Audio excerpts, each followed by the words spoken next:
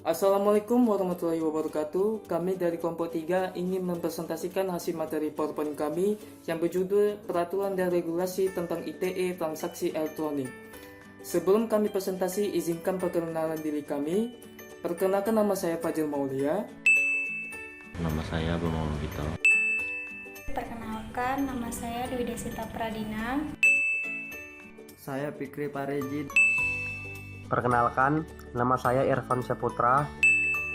Nama saya Susilawati. Baiklah, saya akan melanjutkan membahas materi kelompok 3 yaitu pengertian Undang-Undang ITE.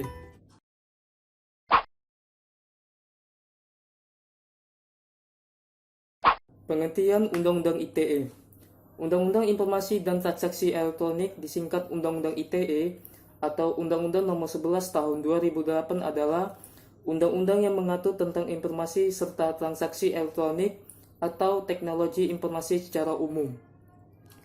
Undang-undang ini memiliki yurisdiksi yang berlaku untuk setiap orang yang melakukan perbuatan hukum sebagaimana diatur dalam undang-undang ini, baik yang berada di wilayah Indonesia maupun di luar wilayah hukum Indonesia, yang memiliki akibat hukum di wilayah hukum Indonesia atau di luar wilayah hukum Indonesia dan merugikan kepentingan Indonesia.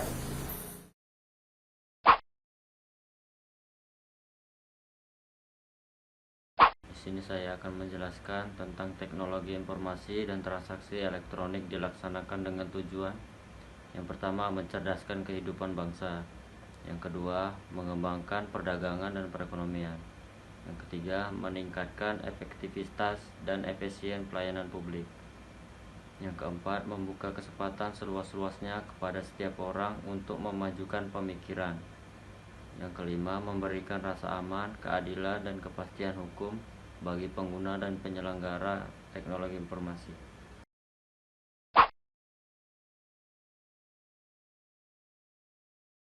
Secara umum, materi Undang-Undang Informasi dan Transaksi Elektronik yang biasa kita sebut dengan Undang-Undang ITE dibagi menjadi dua bagian besar, yaitu pengaturan mengenai informasi dan transaksi elektronik dan pengaturan mengenai perbuatan yang dilarang.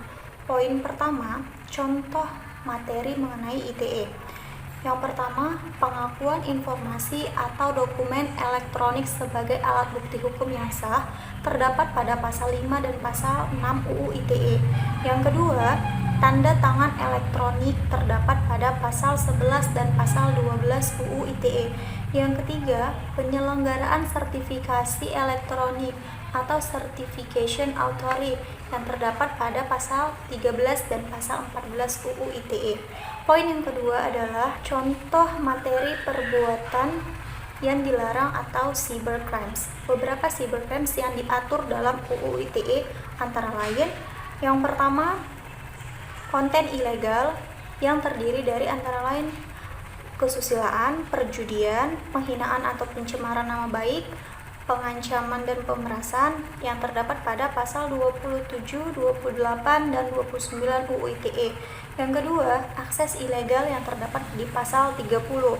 Yang ketiga, intersepsi ilegal yang terdapat pada pasal 31. Keempat, gangguan terhadap data atau yang disebut data inference yang terdapat pada pasal 32 UU ITE. Yang kelima, gangguan terhadap sistem yang sering disebut sistem interference yang terdapat pada pasal 33 UU ITE.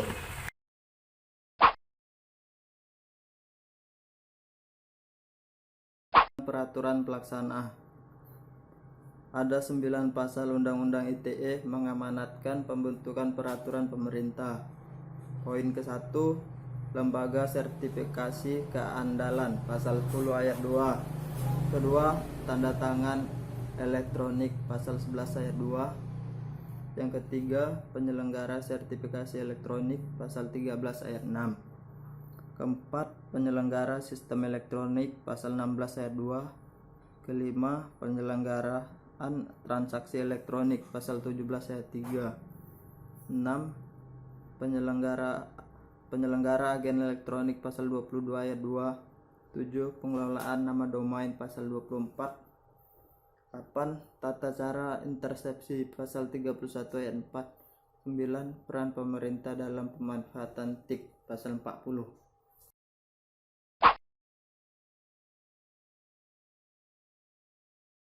Penegakan hukum. Lembaga-lembaga di Indonesia yang menegakkan UU ITE di antara lain yaitu 1.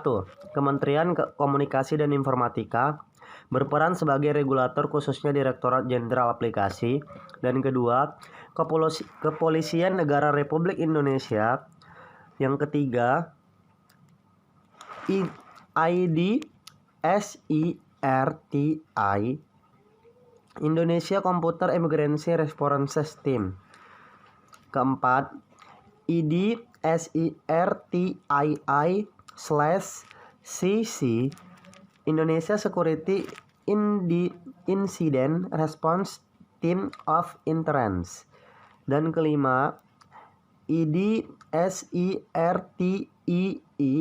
memiliki wewenang memonitor logs traffic internet dan menasistensi lembaga penegak hukum lainnya, penelitian, pengembangan, serta pelatihan.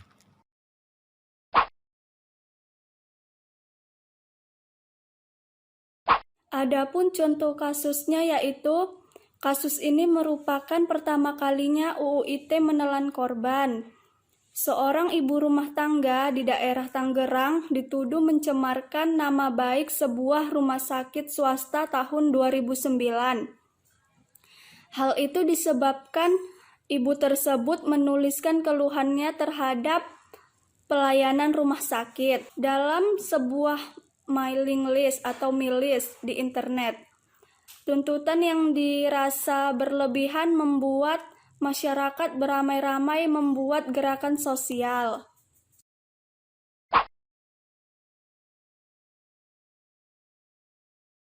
Kesimpulannya yaitu Pasal 1 UU ITE mencantumkan diantaranya definisi informasi elektronik. Berikut kutipannya.